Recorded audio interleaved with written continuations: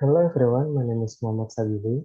This time I will presentation my result 12 meeting assignment for lab English for observation.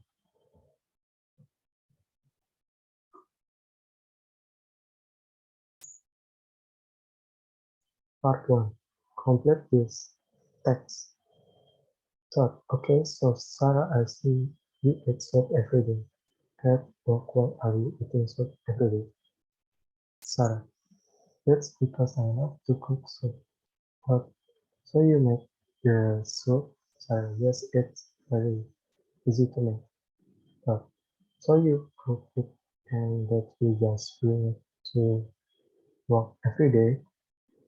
Sarah, yeah, I just make a lot on Monday and then I bring it to work every day of the week. Thought, oh nice, so how do you make the soup? What's your secret? Sarah, well, I like to cook every easy, so I buy meat that's already cut up, usually chicken, and then some rice, usually ground rice. Then I buy some vegetables. So after I bought both the ingredients, I chop them up and I put them all together in water until boil and add some seasoning. Third, okay, so you say the water boil. So as soon as the water boils, that when you put in all the ingredients. Sir, yes, that's right. So you don't put in the ingredient before the water boil. No, I guess it's just easier for the water to be hot because then the vegetable and the meat cook a little faster. So how do you give the soup flavoring? I usually add salt and pepper, maybe some garlic, and depending on the type of soup, either maybe some soy sauce or lemon juice.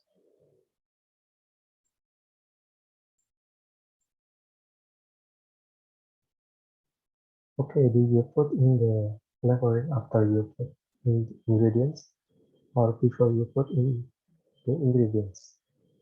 Maybe after, but usually like about all at the same time. Okay, so I just put everything in at one time. And then after you cook the soup, do you put the soup in the refrigerator? Do you let it sit outside? Sarah, I usually eat some right then. I also put in container for 2 weeks, but I let it sit in the container out on the counter for a while for it to cool before I put in the refrigerator. But alright, and so you then put in the refrigerator until it is cool, until it's about room temperature. Okay, nice. And then how do you heat it up? Do you heat it up in a pot or do you heat it up in the microwave? In the microwave, it's the easiest. Yeah, nice. So you make enough for 5 minutes. Maybe sometime if I think I will get tired of eating in during the weekday, maybe I'll just make enough for 3 or 4 meals. But if it's some kind that I think is very delicious and I know I want to eat it every day, then I'll make a lot. Well, if that happens when you make the soup, you can make it for 6 or 7 and give me a bowl. Okay, I'll do that next time. Okay, good, thanks. Part 2. Answer the question correctly. 1. When is Steve going out with Jennifer? Saturday night. 2. Where is the movie theater? In the downtown and near the hospital. 3. What is the favorite restaurant in Why does the restaurant become favorite? I think the pink flamingo because they serve excellent Spanish food. Or where is the location of the favorite restaurant? Starting from the movie theater, go south on Pine Street, cross Second Street, and drive to Third Street. You'll see a parking lot on the left side of the street, then turning left on Third Street and drive east, and that restaurant just before the river on the left side.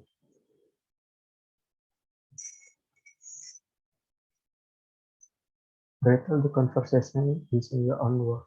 Describe in detail information about that people talking about. Steve is asking Rane to know where the movie theater in downtown, the one near the hospital. Rane replied, "Why do you want to know, Steve?" said on Monday I asked Jennifer out on a date for this coming Saturday. And then Rane gets direction so Steve doesn't get lost first. Drive down First Street going west, cross the river and keep going straight until Pine Street. Then turn left and the movie set is the second building on the right. It's next time the crowds Steve asks again about a good restaurant recommendation. Running is what the Pink Flamingo serve excellent Spanish food. Steve asks, "Where is it?" Rane replied, "Starting from the movie theater, go south on Pine Street, cross Second Street, and drive to Third Street.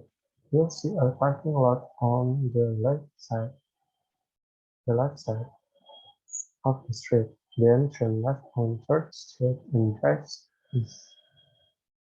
The Pink Flamingo is the building just before the river on the left side. I think it's open weekday from 10:30 in the morning to 11:30 at night, but it stays open until midnight on the weekends. And then Steve said, "I think I drive by there before, and give the last question to Rani.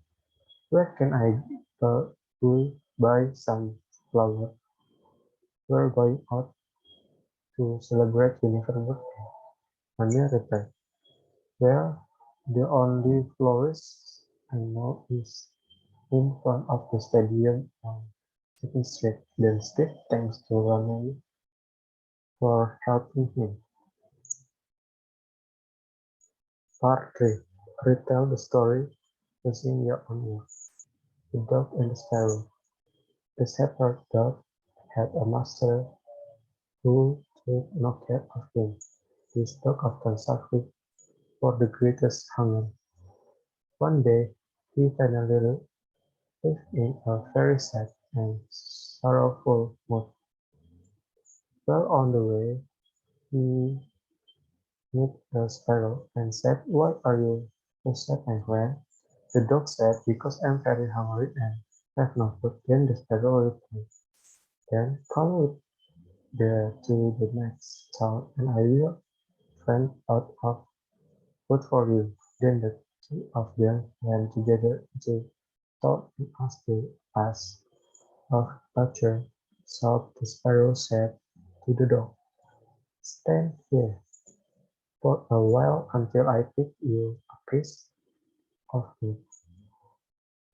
So the sparrow perched on the shelf and having first looked carefully about her to see if anyone was watching her, she picked and stretched at a stick that lay upon the edge of the shelf, till at last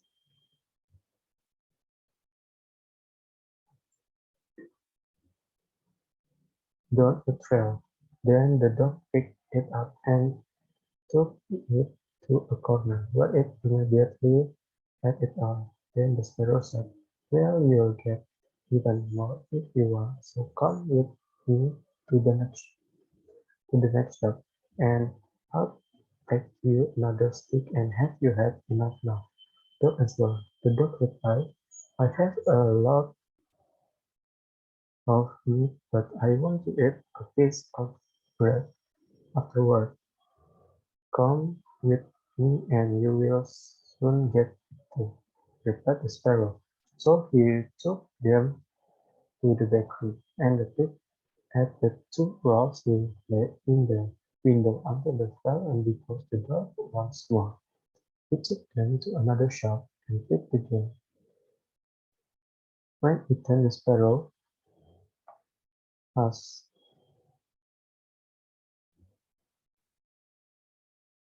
when eaten, the sparrow asked if he has had enough now. "Yes," he said, "and now let's take a short walk out of town." So they both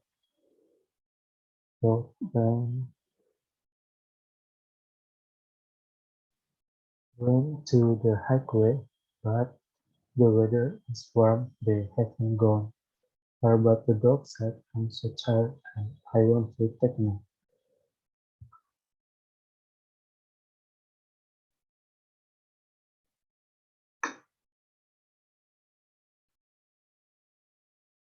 "Very well," replied the sparrow, "do so, do so, and in the meantime I will perch upon the bush." So the bus. So the dog strapped himself up on the road and filled fast asleep. With his sleigh, there came by a carter with a cart drawn by 3 horses and loaded with 2 cans of wine. The sparrow, seeing that the carter would have turned out of the way, what would go on in the track in which the dog lay, so as to drive over him, called out, "Stop, stop, Mr. Carter, or it shall be the worse for you." But the carter, grumbling to himself, "You make it the worse for me. Indeed, what can we do?" cried his wife, and drove his cart over the poor pig, so that the well crushed him to death. Cried the sparrow, "You're worthless criminal. You have killed my canine friend. Now think about what I say. This action for you will cause. You are your mark. Do your work and welcome," said the bird. "What harm can you do to me?" And but the bird was seen under the slopes of the carrot, and picked at the lid of one of them until the loaves it, it and all the wine ran out. Without saying the carter, at least they looked round and saw that the cart was dripping and the cask quite empty. "What an unlucky wretch I am," cried he.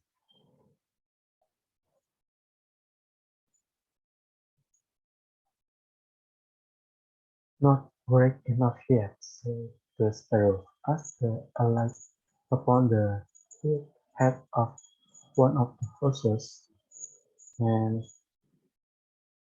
looked at him till he reared up and kicked. When the carter saw this, he drew out his hatchet and aimed a blow at the sparrow, meaning to kill her, but she flew away, and the blow filled up the poor horse head with such force that he fell down dead. "Unlucky wretch that I am," cried he. "Not wake enough yet," said the sparrow, and as the carter went on with the other 2 horses, she got scraped under the tail of the cart. and picked out the broom of the second class. So that's all the one ran out. When the captain saw this, he again cried out, "It's miserable that I am." But the sparrow answered, "No word enough here," and pushed up the head of the second horse and picked at him too. The cutter ran up and struck him again with such a blast. Away she fell, and the blow fell upon the second horse and killed him on the spot. "Unlucky rat that I am," said he. "Not rat enough yet," said the sparrow, and perching upon the third horse, she began to pick him too. The cutter was mad, fitfully and without looking about him, or carrying what he was brought, struck again and the sparrow but killed his third horse, as he done the other two. "Alas, miserable wretch that I am!" cried he. "Not wretch enough yet," answered the sparrow, and flitted away. "Now will pluck and punish three at their own house."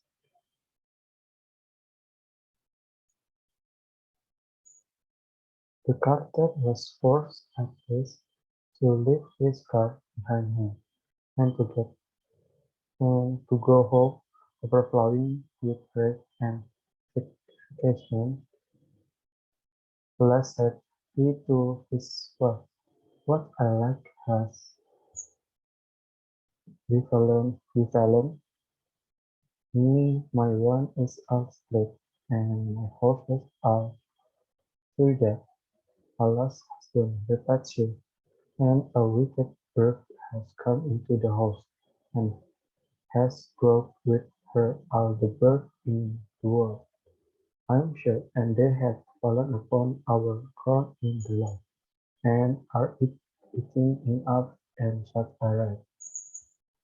Away ran the husband upstairs, and saw the thousands of birds sitting upon the floor, eating up his corn, with the sparrow in the midst of them, and an, an evil bird has entered the house, and has taken all the birds of the world, I believe, and they have fallen upon our court in the attic in the fall it with such speed when husband ran upstairs and showed thousands of birds sitting on the floor eating corn, with a sparrow in the middle. "I'm this unlucky," cried the wagon man, because he saw the corn was almost gone. "Not sad enough yet," said the sparrow, "your crowdly looked at your left, and he fly."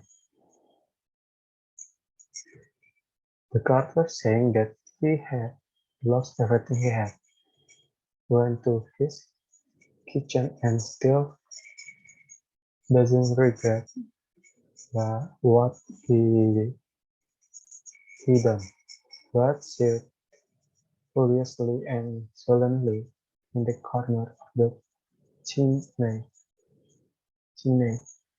But the sparrow sat outside the window and cried, "Carter, your cruelty will take your life." With that they jumped up furiously, took his axe, and drove it the sparrow with its and just broke the window.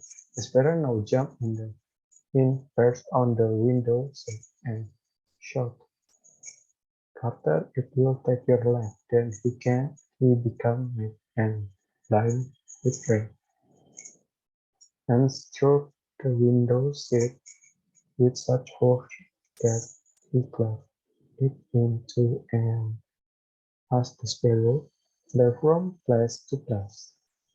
The carter and his wife were so furious that they broke all their furniture, glasses, chair, bench, the table, and at least the wall, without touching the bird at all. However, in the end, they choked her, and the wife said, "Shall I kill her once?" "No," "No," cried he. "That is letting her off too easily. She had died. A much more cruel that I will eat her." But the sparrow began to flutter about, and stretched out her neck and cried, "Quarter if shall cause the day left yet." With that he could wait no longer, so he gave his wife the hatchet and cried, "Wife, strike at the bird and kill her in my hand."